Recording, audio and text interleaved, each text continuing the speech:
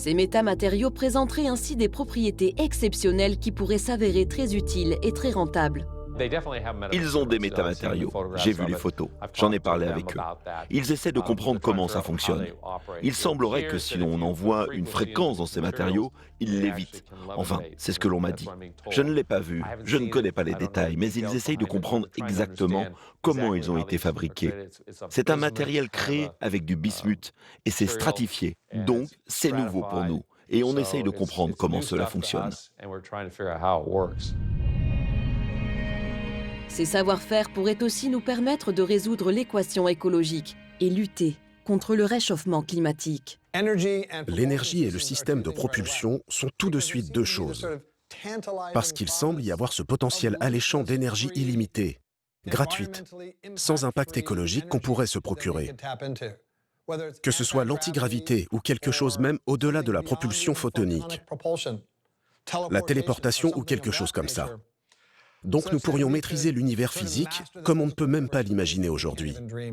Cela nous propulserait au-delà des combustibles fossiles, de l'énergie solaire et de l'énergie nucléaire vers une énergie illimitée et abondante pour tous, ce qui peut faire des choses loin au-delà de ce que nous pouvons faire maintenant. Maîtriser de nouvelles technologies, apporter des solutions écologiques radicales, de véritables défis pour tous les gouvernements, mais aussi un enjeu pour l'humanité. La question fondamentale est: sommes-nous seuls?